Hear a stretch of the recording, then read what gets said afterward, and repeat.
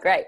Okay, welcome everyone. My name is Anira and I am a big supporter of Flatpack and also a big supporter of trying to create a better system than we have, because currently our democracy is not functioning as a democracy.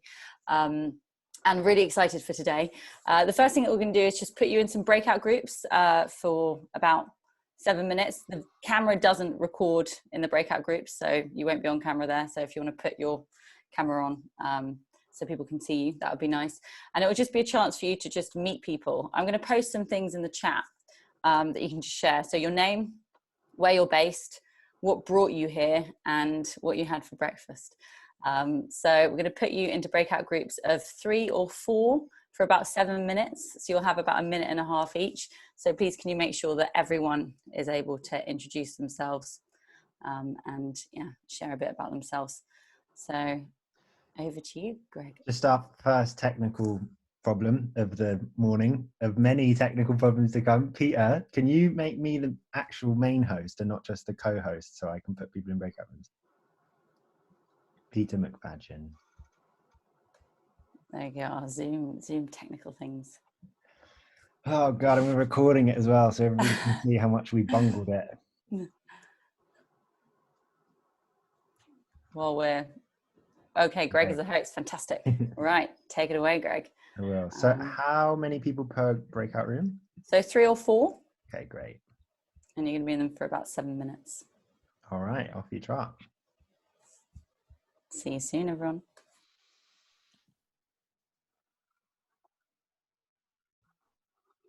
Back, everyone. We'll just give people, everyone a chance to join the main room, because I know not all of the groups have closed, as we've got the minute for everyone. So we'll just give people a chance to join. Oh, I can see that closing. Great. Okay, I think everyone is back in the main room. So we're gonna kind of, I'll give you a bit of overview about what we're doing now. So hopefully you've just had a chance to meet people and learn a bit about different people who are on this call. Then we're gonna have a small talk from the filmmaker who's made a film that we're then gonna show, and she's gonna introduce that tells us a lot about it's got different counsellors who have run as independents, speaking and telling you a bit about why they did it and their experiences of doing it as well. And then we'll have a talk from another counsellor. Then we'll have a little break, and you can just have a think about maybe questions that you'd like to ask any of the people who have spoken or that you've seen speak in the video. And then we'll come back and have a Q&A session as well. So before I pass over to Amanda, our filmmaker, does anyone want to share what brought them here? So why they're here today? We've probably got time for a couple of people to share. And if you'd like to do that, you can just write stack in the chat, like so, if you'd like to share a bit about why you're here. Particularly no one. Oh, okay. Over to you, Jane.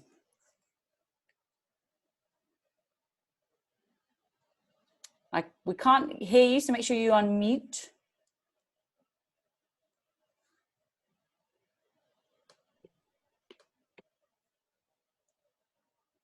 Jane? Oh, I think I'm unmuted now. Yep.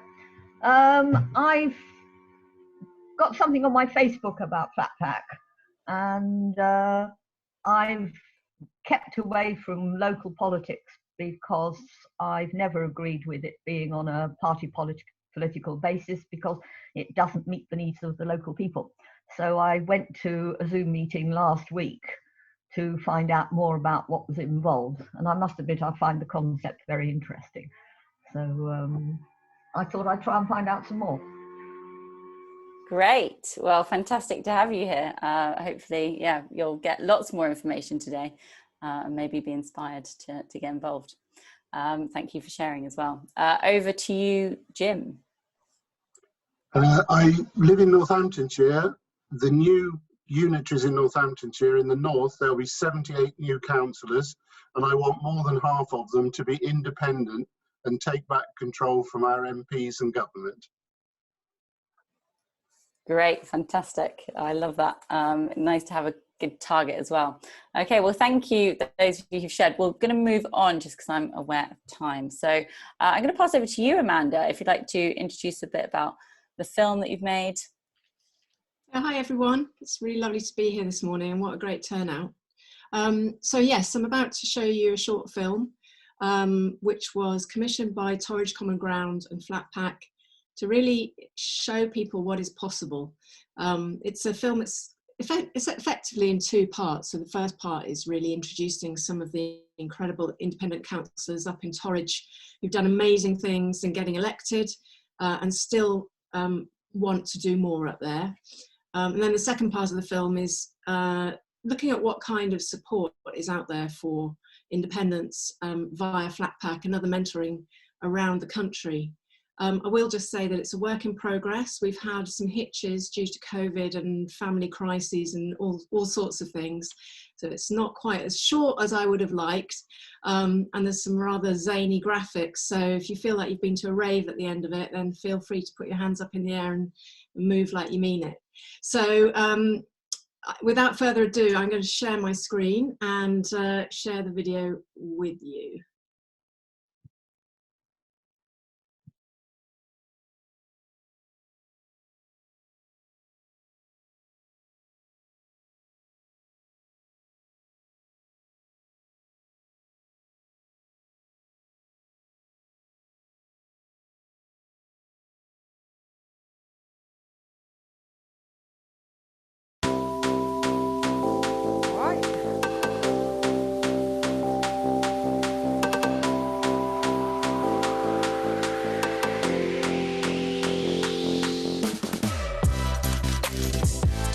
I know that from being someone that was on the edge of society, when I was given the opportunity to have agency, to let my voice be heard, it was really, really powerful. When you give these people agency, the amazing, powerful things that come out of their mouths that give us ideas of what the solutions could be and what it's like to walk in their shoes, that is the main reason that I'm here doing what I do. We need those voices to be heard to make real change within the community. I am a qualified teacher who is now a dustman. I decided to run for local council because I've always had an interest in politics, never really known what to do with it, and an opportunity arose for me to run as a councillor, so I actually did grab that by the horns and just thought, why not? Well, I'm Bideford born and bred, lived here all my life. The reason I decided to run for the council was I just didn't feel like we were being listened to. There are so many things happening in the area and I just couldn't understand why. So I decided to run for the council. I was elected for the council. My aim is to try and listen to people and try and make a difference. So I was given a leaflet to go to a TCG People's Assembly. I went. Within minutes, all the barriers that had stopped me from going with the main political party to stand were gone. Those barriers were meetings at times that I couldn't do because of having 2 children and a full-time job.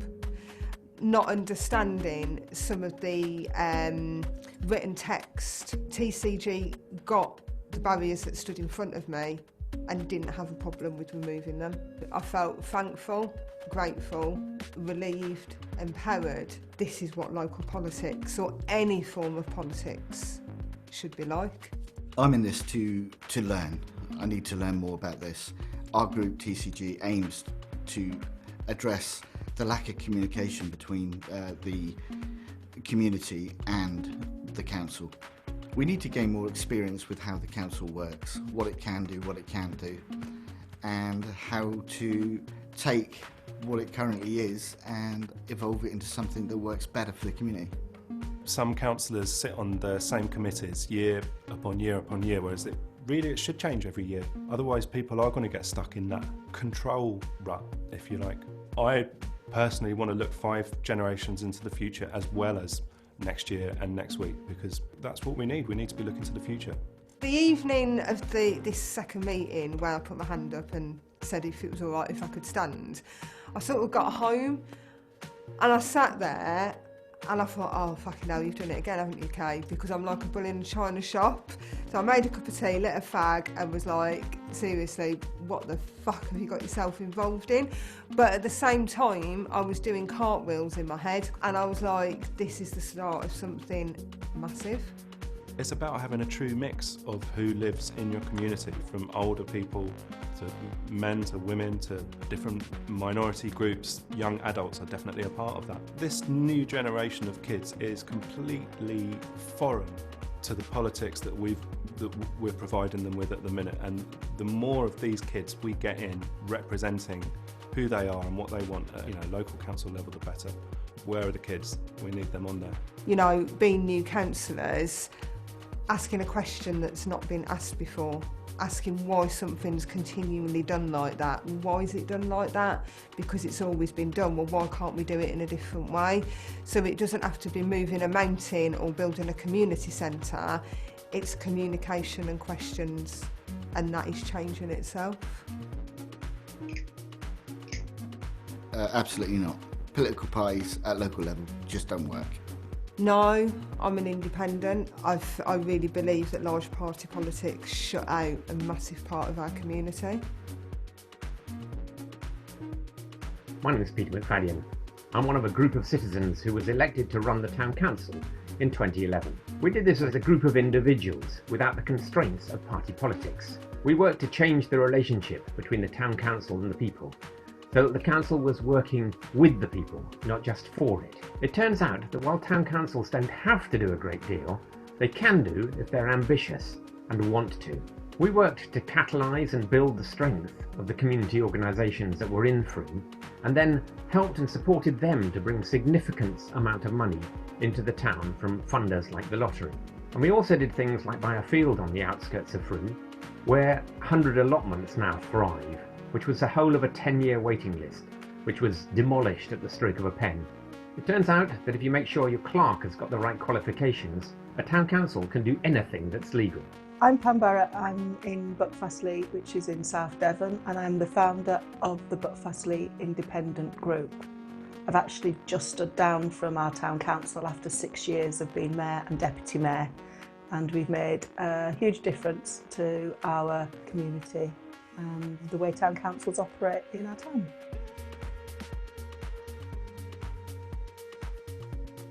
Oh my God.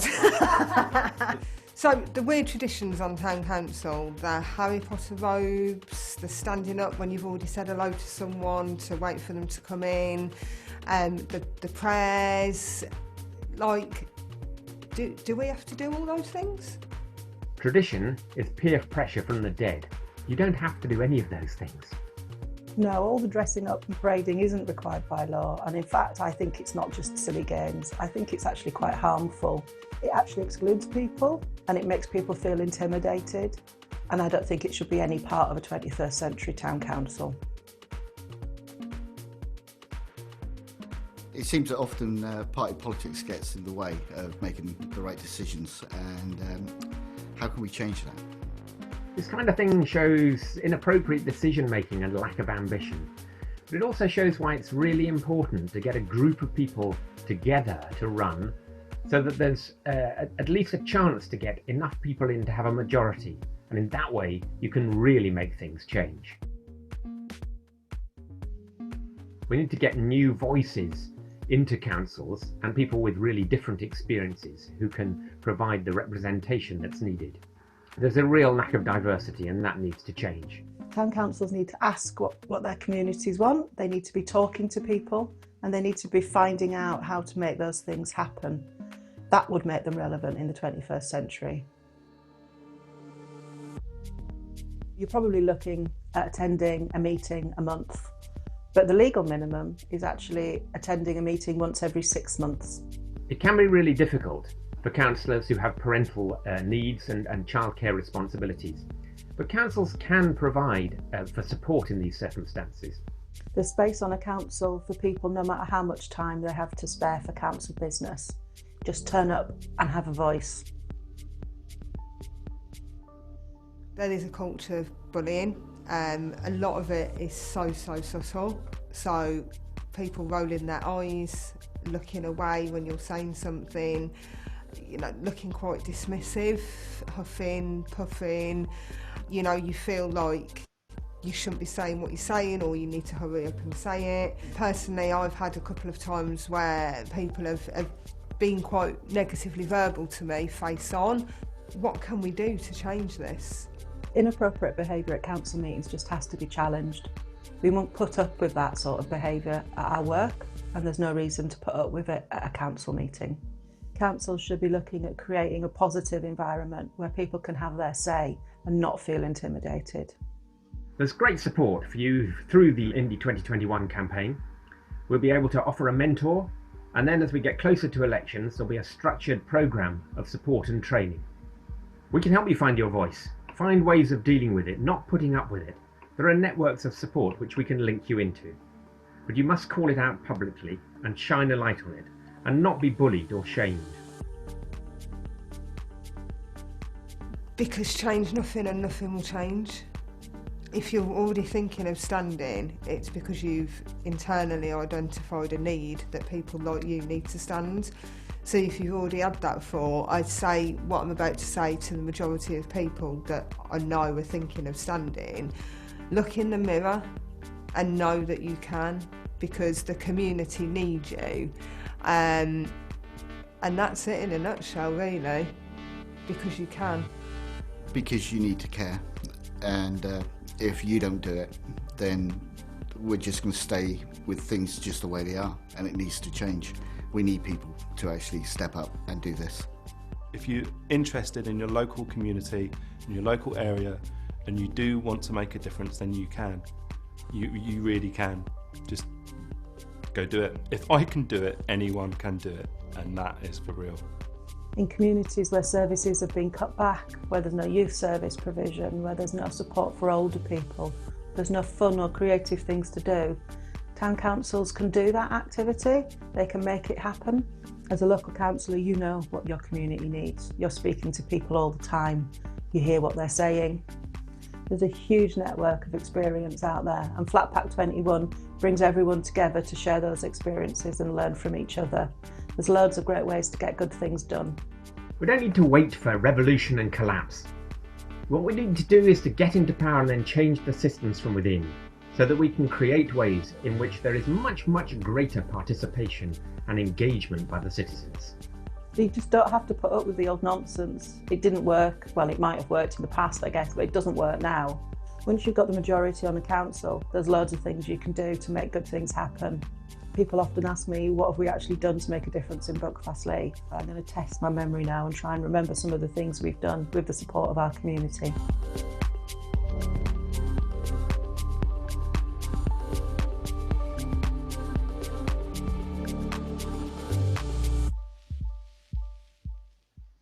Every council should be playing a role in which it's at the centre of the community, supporting, catalysing, finding ways to fund and work with the existing structures and community groups that exist in the town.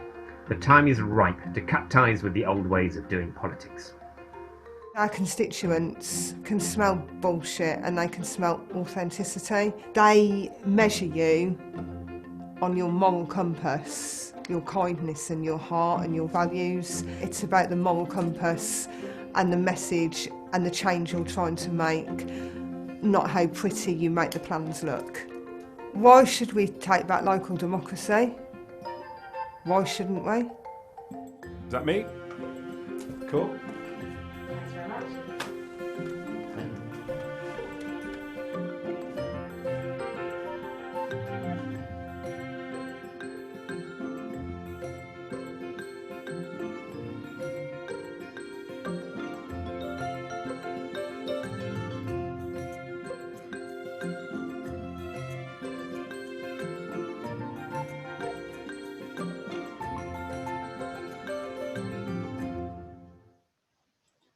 Thank you so much for that, Amanda. Before we move on to hear from Chris, if people would like to unmute and just give a round of applause to Amanda, to Kay, to Carl, to Joe, to Peter and Pam, because that was really inspiring.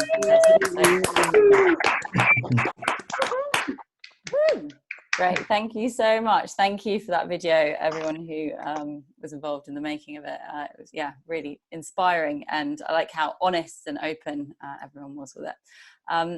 So we're going to have a chance for you to do some Q&As to everyone who spoke, and to also some other people who are here. But before we go on to that, obviously we're going to have a break first as well. We're just going to go to Chris, and Chris is a counsellor in Haswell's community in Durham. So over to you, Chris. Thank you, Anira. Yes, I'll be very, very quick because the day is packed full of fantastic workshops and loads of great ideas and brilliant people. But as you can probably tell by my accent, I'm from up here in the north, up in County Durham, died in the wool Labour area. And back in 2017, there was a vacancy on our council, could be co-opted. I applied many times and was pushed back, and realised it was because I was not of their God, of a different outlook, and it upset me, and formed a group of independents which became the Haswell's Community Party, of people who felt exactly the same as me. It wasn't a shock to realise that I was not the only person in our villages who felt disenfranchised and unhappy with the way things were. And we created what was called the Haswell's Community Party, which was basically a group of independents who worked together. And we had a really revolutionary idea, which was to ask the public what they wanted and then to do it. I know it sounds crazy, but that was literally what it was. And by the time May 2017 came along, we won all 9 seats and have been the parish council ever since. So really what I am here for is to give any examples and experiences that we've had. But the big message that I, and I'm sure everybody else wants to get across, is that we have control. We have the opportunity to, make differences in places where we live. There is a huge movement across the country, and I'll be able to share with anybody who asks regarding our unitary authority, Durham County Council, which is the largest unitary authority outside of London. It's a huge shift of independence there. This is a real opportunity for us to make a difference to the places we live and to make a statement. So I'm delighted to be here and can't wait to hear from many others and answer any questions anybody has. Great, thank you so much, Chris. And yeah, it's fantastic to have so many people with a lot of experience in this here. So really think about what questions you might like to ask all the people who have spoken and who've had experience in standing as independents. We're going to have a 5-minute break, and then we'll come back for a Q&A. So yeah, have a 5-minute break, stretch, move around, get a glass of water if you need that, and we'll be back at 11:45 to kick off the Q&A. And I guess with the Q&A, if you don't want to appear on the video, maybe type your question in the chat, and we'll see if we have time to come to all of them. But if you would like to speak and share your question, then you can write stack, and then we'll come to you and invite you to unmute. And we've got quite a few people here. So we've got Joel, we've got Chris, Carl, Pam, Kay, who you all heard speak. We've also got Jamie Kelsey Fry, who's been a kind of really central figure in Torridge Common Ground, and Peter, and a few other people as well. So there's a lot of experience and knowledge here. So let's kick off with our first question. If your question is for one particular person, then please also state that. Otherwise, those of you, if you want to answer it, maybe point your finger up in the air so that we invite you to unmute as well. Those of you who are counsellors and experienced with that. So for the first, let's go over to Mike. Hi, it's sort of 2 questions. One is, we have a sort of the beginnings of a small group to take on the council, and one of the challenges is just basically just recruiting people to stand. So I'm interested in the different ways people went about recruiting actually people to come in and actually stand. And then the other second part of the question is, how much time do people have people as councillors taken per month in terms of how much times involved? Great, thank you for those, Mike. So the first one about getting a group together. to stand? Would anyone like to respond to that one? Yeah, we'll go to Joel, then Kay. Hi, Mike. We had we had people's assemblies. Really, I mean, it was pre-COVID, so it's a lot easier to get gatherings of people together. But I'm sure Zoom might be able to facilitate a people's assembly if you could advertise that. And then I think we just asked the question: who wants to? You know, we were sitting around talking about how we'd like to change things, and then the question turned to who'd like to stand. I never thought I would stand before I did, but my hand somehow went into the air. It was weird. Great, thank you, Joel. Sorry, time-wise as well. It's not as much. It's as much time as you want to put in. We get an £600 a year, I think, as allowance, and currently I think I'm probably on 30p an hour or something like that for the time I put in. Great, thank you, Joel. Kay? Yeah, definitely echo everything that Joel said. People's assemblies are the way forward. But also, I just wanted to put something in regarding more about the question of how do we get people to stand. It's showing people what you can do and that you care, because when I look around my community, we've got so many people that are thinking about where their next meal's coming from, where the next pair of shoes is coming from for the children, and they're not necessarily going to hear you with just verbalising what you're going to do and who you are. It's about showing people. So if you've already got people on the council and you're already working as a community group, show them that you care. And in terms of how much time, like Joel said, echo that, it's as much time as you want to put in. Personally, I live, breathe and sleep it, but I'm just a bit mad. But yeah, as much as you can, but the fact that you care and you're doing it is enough already. Great, thank you so much, Kay and Joel. And Joel, you mentioned a bit about the fact that you use people's assemblies, and I know that Jamie's been really, really involved in that. So Jamie, would you like to just talk a little bit about how you use people's assemblies and how that impacted kind of people standing in Torridge Common Ground? Or for Sure, just quickly. So we spent a year holding big people's assemblies. I think the biggest was about 100, and it's not hugely populated down here in North Devon. And I can't tell you how powerful they are. Basically, if you can facilitate them well, then you're basically asking the community, what do you want to see happen? What changes do you want to see happen? And a really good question to start with is just take the mic for 2 minutes and say what's getting under your skin. Now, if you can facilitate the assembly correctly, that means people who would never take the mic feel safe to do so. They feel they know they won't be laughed at. You know, if they feel vulnerable, they know that they can go and take the mic. So when you do it right, within 3 people, 4 maximum, I guarantee people are crying in the assembly. Because when people really open their heart about how they want to see the community be, it can become extremely moving. So we generated these assemblies for a year, listening to the community and what they wanted to see happen. And then when we came to put candidates forward, they are simply reacting to what the community's been saying. You know, like Chris Hood said earlier on, you know, a kind of like scientific eureka breakthrough thing. We listened to the community. But what you find is that people who operate in that way, they're people who don't feel like they've got agency. They don't feel like their voice matters. So when you hear them, you're giving a much richer representation of the actual whole community, rather than just the gang of people who generally feel they belong in a council and they've got the confidence and the education and the background, and you know they've got that. That's not the community. That's just a small part of the community. Yeah. So assemblies were really essential for us. Great, thank you, Jamie. And some of you might have noticed in the chat that the next session at 12:45 was exploring how to hold assemblies, and that Trusted People offer training on how to hold them as well. In terms of some other questions, so I'll go to Maurice next, if you'd like to ask your question, Maurice. Or Morris, sorry, I did this in the breakout rooms.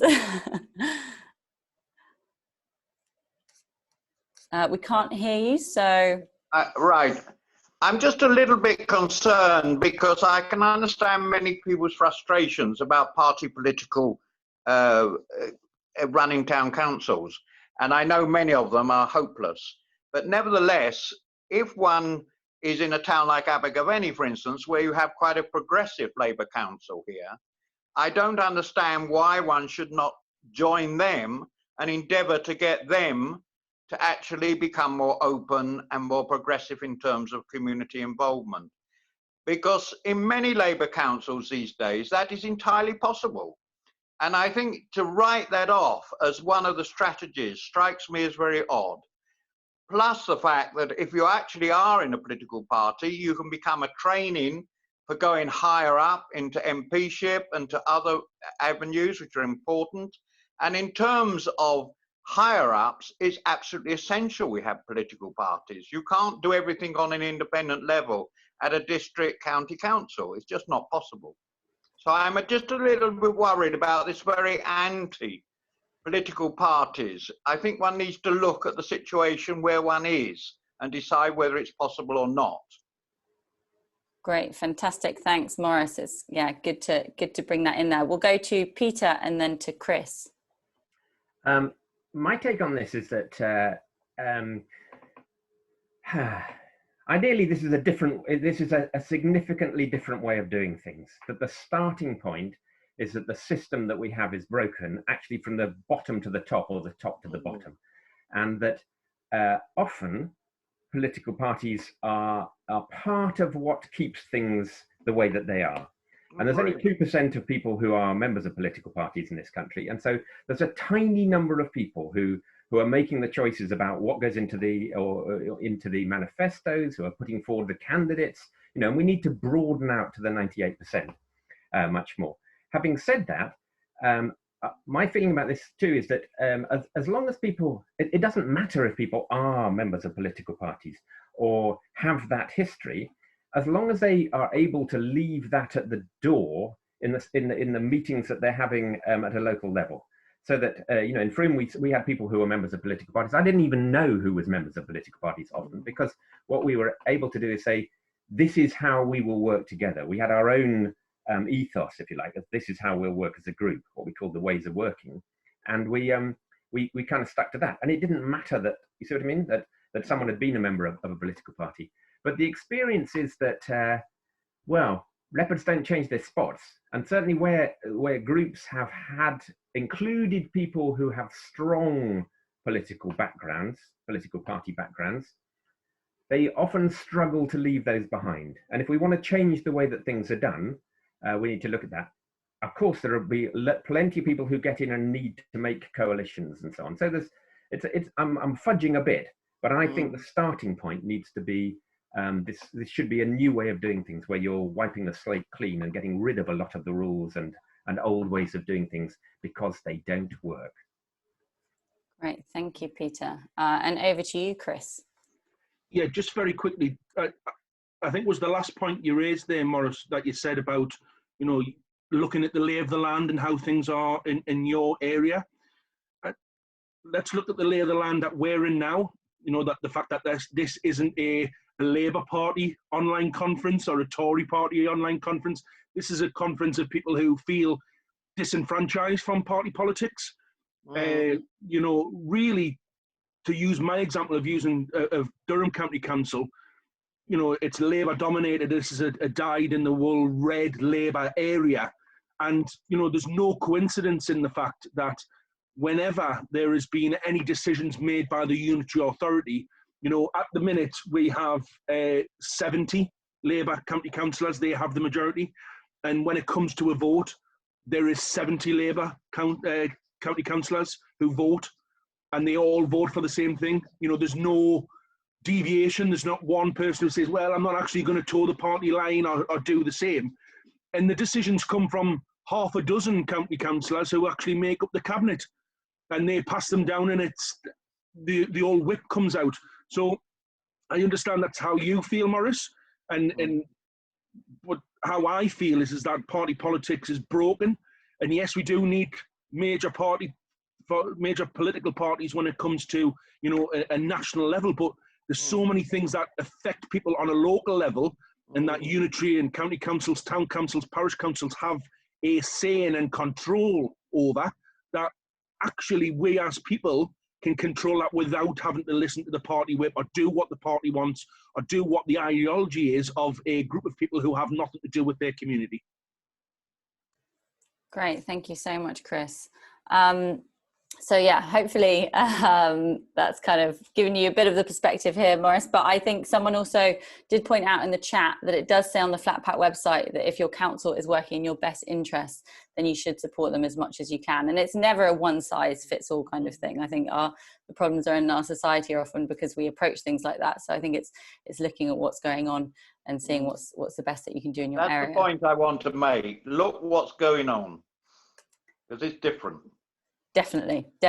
And I think everyone here would agree with that. So, well, maybe not everyone, but so just, I've seen that we've got a question from Karen in the chat. Karen, would you like to ask a question? Yeah, my question was just about, obviously Frome is a town council, and I was wondering how that gets scaled up. We're based in Plymouth, so obviously that's a much bigger council, bigger area, and I have been told by a kind of long-standing councillor that this kind of independent participatory politics would not have the same effect in an area like ours. So I would just ask for some feedback on that. Thank you, Karen. So scaling up, if it's as effective scaling up, does anyone who feels that they've got particular points? I can answer that one. It's Paul Gardner here from Portishead. Okay. So in the 2019 election, we stood at Town Council and Unitary Authority. So our Unitary Authority is called North Somerset. So it's a population of 200,000 people. So we won all of the 4 seats we stood for at the Unitary Authority and all the seats at the Town Council. And we kind of ran a kind of parallel campaign. We ran one campaign at both levels. I think I put in the chat, most people, the 98% of people don't actually even realise there are different councils and they don't care. They just want the council to provide a service. So we were successful, and because we were successful, the North Somerset Council, which had been a Tory-led council since the dot, I think, with maybe once the Lib Dems almost won, it's now led by a rainbow coalition with 17 independents, and I think there's 13 Lib Dems, 3 Greens and 4 Labour councillors. So it is a coalition which does cause some political tension, but it's progressive and listening to the people, which is completely opposite to what it used to do under the old regime. So I'll give you that example as how you can. So there's a successful example. So if people are concerned, there's a success story that people might be interested in. So. Great, thank you so much, Paul. I also want to go over to Pam for this question as well. Do you have any thoughts on scaling up that you'd like to share? Well, I would say if the existing long-standing politicians are saying that, well, you know, they would say that, wouldn't they? I think you need to try it. And even if they're in parties, a lot of what we're talking about is actually about sensible communication. And I don't see what the point of a council at any level is if it isn't to find out what communities need and then make it happen, or try to make it happen. And I think the level of communication at councils at all levels in the higher tiers is shocking. It's exclusive. Again, it doesn't include people. It's very long-standing members, and they've got no mechanisms in place. So I would say go for it. You know, I know there's a lot of work going on in Hull. I presume there's quite a few people from Hull here. You know, we won't know until we try. However, having said that, one of the things that I'm really passionate about, and this is a bit of a heresy on here, I actually think the districts and counties and stuff don't have as much power as they think they do because they ain't got any money. And actually, I think town and parish councils with the right scale of ambition can do a lot more that affect local people's lives than the big councils can, because they're so hidebound now by planning and adult social care that they haven't really got capacity anymore for anything else. So all the good stuff, I think, is town council. I can't be bothered standing at higher tiers, and my focus is on community level. Great, thank you, Pam. Jonathan, in the chat, I saw you said, can you comment on unitary authorities from the Isle of Wight? Would you like to just share a bit about what you wanted to say? Hi, good morning. So I did miss, I hope you can hear me, I did miss a bit of the earlier discussion, so apologies if I repeat anything. But on the Isle of Wight, we have a unitary authority with currently 40 members. And we're also totally in parish. We've got 33 town and parish councils. But as independents, we took the unitary authority in 2013. So it is possible. It didn't work brilliantly because we got 20 out of 40 members and we lost 4 members. So we were running on a minority shoestring for most of the time, and that did inhibit things greatly. In that regard, I'd say we're going again, we're having another go, but we actually formed a party, just picking up on the earlier discussion, to try and give us the backbone organisation structure that we were lacking before, which I think at the end of the day was the problem with why we weren't able to hold it together through to the end of term.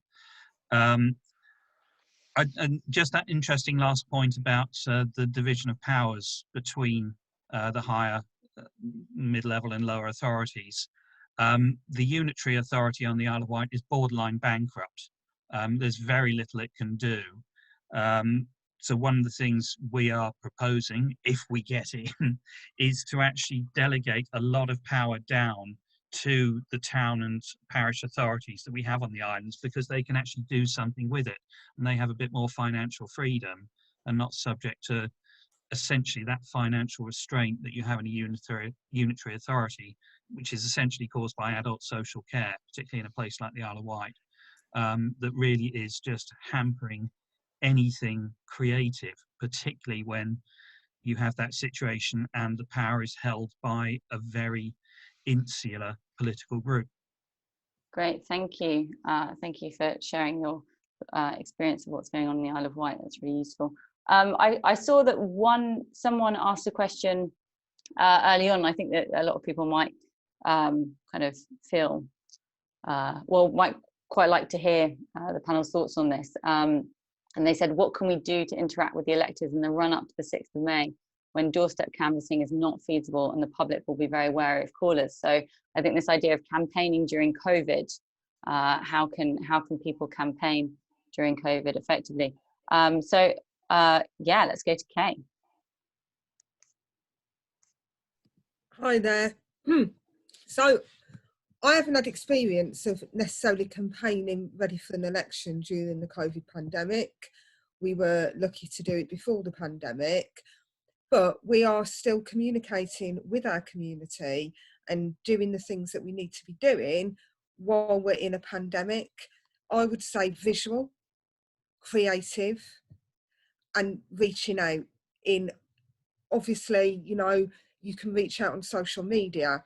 You can reach out by putting a pink community pantry next to your house or up the road and getting people to put tins of food in, packets of food, you know, anything that maybe the community needs. It's harder and you've got to think more out of the box to campaign, but you can still be heard and you can still listen and hear people. You've just got to do it in a slightly different way. Another thing that I've found recently is in our local newspaper, towards the back, there's a section where people write in letters. Apparently it's quite an old-fashioned way of doing it, and I've never really engaged with it before. Oh my God, I love writing letters in the paper now. I look forward to getting the local paper to read the letters. It's such a great way of communicating. And you're able then to engage with people that may not necessarily be on the sort of platforms such as Facebook, Twitter, that sort of thing. Your campaign can still be done in a pandemic. You've just got to be that little bit more creative and shout a bit louder. Great, thank you, Kay. Going to Jamie. Just to add to that, as you know, right, so we've used people's assemblies the whole time. So interestingly, you can hold people's assemblies on Zoom or whatever very easily. And because we've spent a lot of time a year listening to the community, so we know the issues that really matter, and particularly the issues under coronavirus, right? So, for example, we've got, we had an assembly online last year, just towards the end of last year, because great concern about youth mental health. So we had an assembly, and what you do is you have 2 or 3 experts who will talk for 5 minutes each about their work supporting young people with mental health issues, and then you open it out to everyone so that they can ask them questions. And there was a lot of sharing of information about how to be aware of suicide and support young people who are thinking of suicide. And then we've got one coming up in 3 weeks' time, and it's people are really concerned about, you know, there's huge unemployment because of coronavirus. So unemployment, homelessness, not only fuel poverty, which is sadly normal for this time of year, but also food poverty. So we've got a body of different experts who will be there on the panel talking for 5 minutes, and then the public can ask, you know, what can they do to support and stuff like that. So assemblies are still important. But yeah, visuals are great. You know, we do have these pink pantries appearing everywhere where people are just donating food on the street, putting stickers on your cars. That's the next thing we're going to do. But yeah, creativity is great. When we were campaigning originally, we did a conga all around the town, yeah, which looked really stupid. And Kay did a video of her making cookies, talking about why she'd be a good councillor. She went down a storm, you know. The whole point of it is bringing in people who aren't interested, young people. They don't give a toss about local politics, right? So you have to kind of do it in a way where there's a creative hook, you know, so that young people go, yeah, we can do stuff. Yeah. Great, thank you, Jamie. And go over to Joel. You can also get involved in your actual existing council meetings, because a lot of them are recorded like this one is and put onto YouTube. So get in there, book some time and ask some questions of your council. Because at every council meeting I'm at, at the beginning the clerk says, are there any members of the public? We all look round and it's always a big no. There's never anyone there. So go and ask some kind of, you know, questions. Great, thank you, Joel. So a few people have asked in the chat for kind of clarity between the difference between independent party and then a group of independents working together. Pam, do you want to outline this? I can do. Actually, I think Peter would be best placed to talk about this, if that's all right. He's rehearsed this one many times. Yeah, go for it, Peter. Wait a minute, I'll have to check my notes. So what we're talking about here is a group of individuals, a group of I wish we didn't have to call the whole thing independence, really. So a lot of people who stand as independents are not really independents in the sense with which this movement, if you like, likes to see it. A lot of people who are independents are people who've been thrown out of their political parties because they're too extreme, or they are just so independent that they'll never work with anyone. What we're talking about is a group of individuals, as Pam often talks about indies to distinguish the two, and that's perhaps helpful. So a group of individuals who've chosen to work together.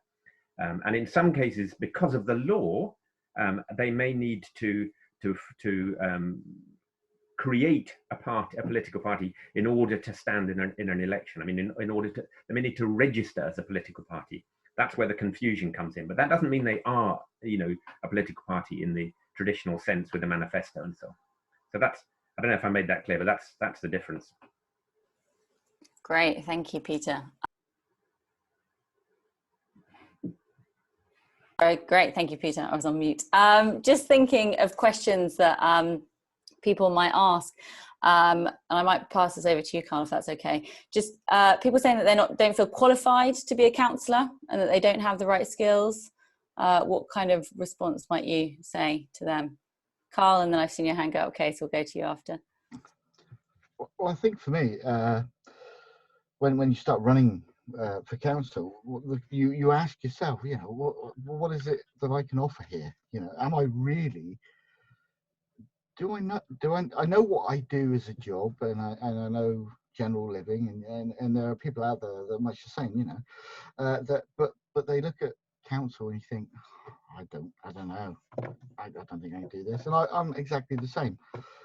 But when you sort of put yourself forward and you become part of a small group initially, and you communicate you realise that some of the things that you need to know, other people already know. And as long as you communicate with them and they're able to fill you in on what you need, you move forward with things. And there are certain people, I mean, I would say Pam, for example, and Peter, they have a better understanding of the inner workings. Maybe they didn't initially, but everybody that runs for a councillor doesn't need to tick all the boxes. They just need to be able to have a bit of empathy and be able to listen to what other people are saying and base their actions on that.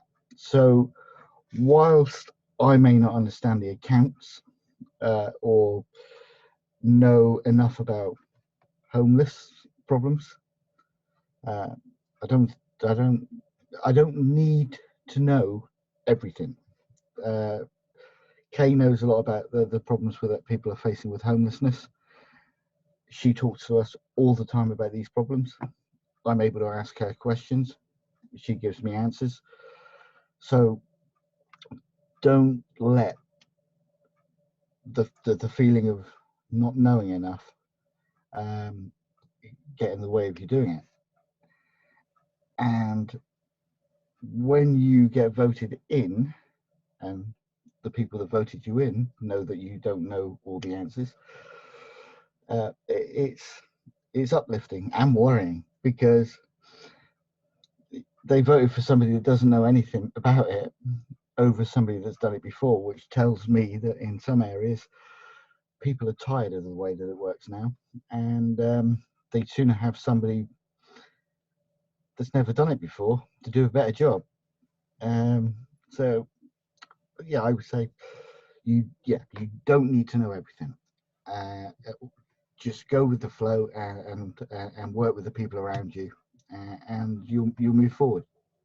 Great, thank you so much, Carl. And yeah, I think really outlining the importance of empathy and listening, and also working together with a collaboration. We'll go to Kay, then we'll go to Chris.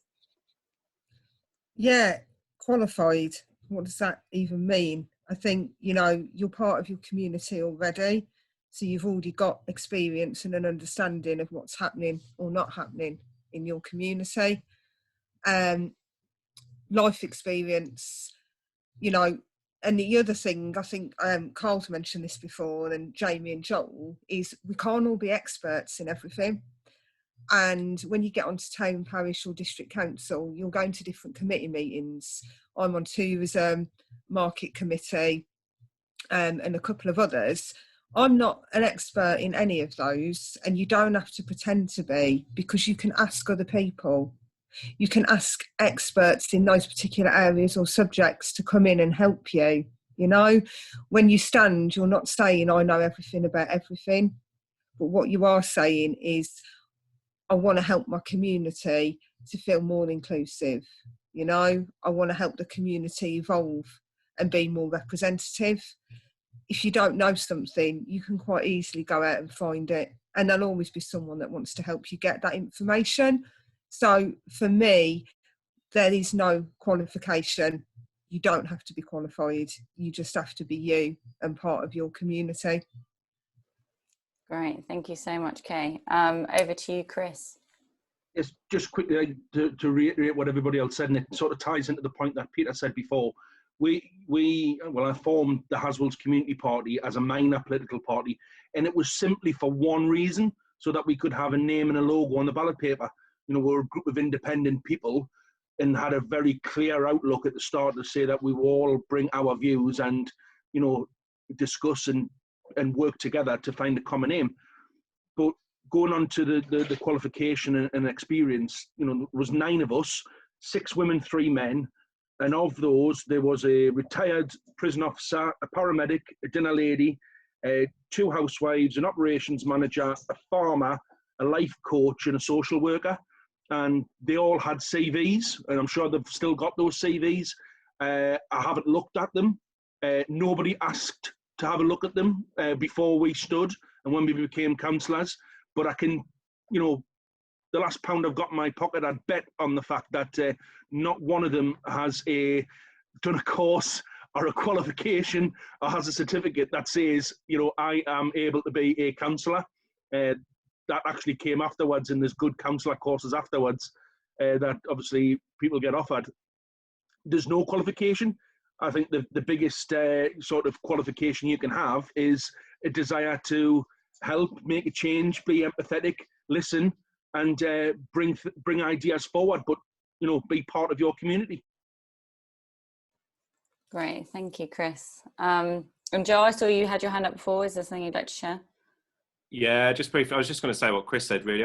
I'm an art teacher, so I could tell you about atmospheric perspective and foreshortening, but I'm on the planning committee. You know, there's lots of councillors that I've met already seem to be kind of experts in everything, whether it's, you know, whatever the question, they know the lot kind of thing. And that's not some of the most interesting things I've been to. There's a local geographical kind of thing called the Pebble Ridge, which is at risk from climate change and being washed away by the Atlantic. And that there were professors at a meeting, and that's the kind of people we need to be listening to. You know, people that know stuff, not us councillors. We're there to, you know, like Chris said, to listen and to be empathetic, not teach people how to do things. Great, thank you. So we'll go over to Peter, and I'm conscious of time, so we might have time for a couple more questions. But over to you, Peter. I'll just agree with Joel very quickly, because he's perfectly encapsulated what's wrong with representative democracy. In my view, it doesn't work. It's a joke. How can you ever elect people who are going to know about all these things? And as our lives get more complicated, you know, we have to bring in experts and then genuinely listen to them and respect them and do that. You know, it's like who elected their MP because they knew all about you know, pandemics. I mean, none of us. You know, so theoretically we bring in a bunch of experts. Anyway, so that absolutely encapsulates why this whole story is about taking power and then changing the way we do things, so we bring in our community. Great, thank you, Peter. I noticed someone in the chat said something about the kind of asking about how we're reaching out to young people and what's the age of the youngest councillor. So I wonder, do any of you have any particularly young councillors on your teams? Go to Carl, then Pam. Actually, I think it's in Torrington, and I hope I get this right. I believe that they've got a 21-year-old mayor. So that's refreshing to hear. Fantastic, thank you. Pam, then Peter. Yeah, we had I think probably the youngest councillor in the UK for a time. She was just 18. She's still a town councillor, and yeah, doing great. Great, fantastic. And I've seen lots of people also say that in the chat as well. Peter? Yeah, I think Dickon's here. Dickon, do you want to say how old you were when you were the mayor? Maybe he's gone. He was here earlier. Anyway. Wow. I think Dickon was either 20 or 21 in Frome. Great, fantastic. Quickly to you, Joel, and then we'll see if we've got time for one more question. Just really quickly, I think Kay's our youngest councillor on Bideford Town Council, but myself and Jamie Kelsey-Fry were looking to get into some sixth form colleges to try and recruit some young people, because it is, you know, we really do need some. I'm 49 and I'm young on our council. Thanks, Joel. And then we've got who's the oldest councillor. I don't think we need to go into that. But someone also posted in the chat about the consensus. So what happens if people don't agree? I'm trying to scroll up. Okay, yeah. So what happens when there is not a local consensus on how to solve local problems? So does anyone want to respond to that? Jamie? Yeah, that's an absolutely crucial question. We've got an example of that at the moment, actually. There's a very controversial development down here, right? So we're setting up an assembly on that, because lots of people are going, no, there's a rubbish development. Other people are going, well, you know, it's good for the, you know, the local authority, community and everything, right? So, yeah, you're never going to get a meeting where everyone goes, oh, we all completely agree, 100% consensus. But what's really vital is that everybody's heard, so that everybody understands every aspect, the angle, you know. And we've just spoken about, you know, the idea of councillors, you know, making decisions about stuff. They haven't got a clue what they're making a decision about. They've got no expertise. They've got no experience. There was one meeting at the council a while ago where they're making all these decisions about how to deal with the taxi cab ranks, right? They never spoke to a taxi driver. It's just obscene, right? So when you've got an issue that there's loads of different sides, the whole point of an assembly is not to push everyone towards an opinion, but for everyone to be heard equally. And then people will kind of, when they've got a full idea of a story, of the whole story, then they'll make their decisions. And that's all we're going to do. We're never going to push people into one particular direction. But yeah, the idea of 100% consensus is bogus. But what's powerful is when everyone feels like they've been heard. And very often you do see the assembly sway towards a fairly large majority. But it's only once everyone's heard the whole story, which is so rare and so important, basically. Thank you, Jamie. And we heard a lot about people's assemblies and their power and how great they are. So the next session at 12:45 is looking at those a bit more in depth. We'll go over to you, Joel, and then we'll kind of start the roundup. Yeah, you can go into a people's assembly thinking one thing and come out thinking another quite easily. It's just good to hear, you know, a lot of people sounding off different opinions and ideas. Great, thank you. So just quickly before we wrap up from the panel, would you all like to just share just one piece of advice, just one short piece of advice to everyone here, who maybe those who are thinking of standing, or it's just the seed has just been planted, and then we'll go over to Roman to give us a summary of what's happening next. So I'll just do it in the order that you're on my screen. Joel, what's your one piece of advice? Don't be scared of it, because it seems quite daunting, I think, but it's not. It's really not a daunting thing to do. It's a bunch of people in a room who vote on stuff, and it's quite fun to be involved in that. Thank you, Joel. Chris? Basically, if you care enough about your community, all the problems and worries that you have about becoming a councillor will actually just wash away, because that's the driving force. If you care about your community, everything else will fall in place. Thank you. Kay? Radical love. We need it. You know, people are used to being forgotten about, unheard, just getting on with it. Look in the mirror. Know you can, because we need you. Thank you, Kay. Pam?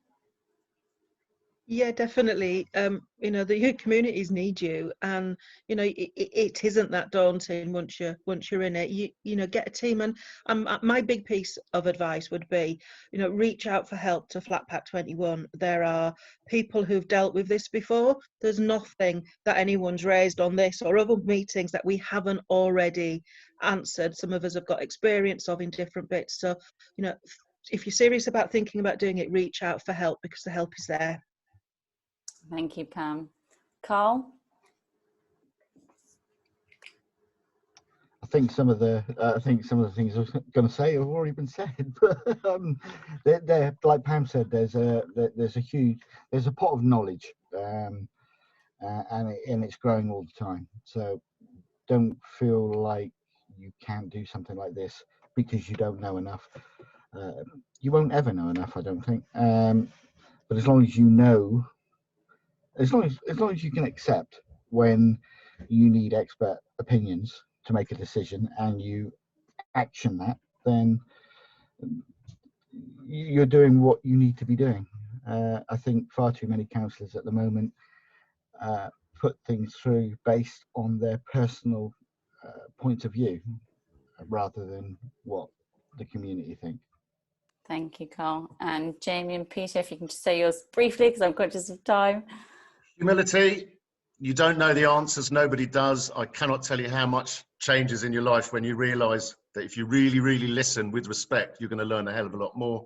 And humour. You've got to have a laugh, because this is quite heavy work, but we do have a laugh. This lot, you know, Torres Common Ground are bloody gorgeous. Thank you, Jamie. And Peter? Yeah, humour was one of mine. Definitely, you need to have a laugh and enjoy it. I think, yeah. On top of that, it's being prepared to make mistakes. Or almost, I used to say sort of that. Sometimes I made it sound like we deliberately made mistakes, but you know, take risks, make mistakes, admit to them. It's like be human. Thank you, Peter. Okay, well, thank you so much to everyone on the panel and everyone who asked questions, either kind of unmuting or in the chat. But can we just unmute now and give everyone on the panel an enormous round of applause? Woo! Thank you. Thank you so much, everyone. I hope you're all feeling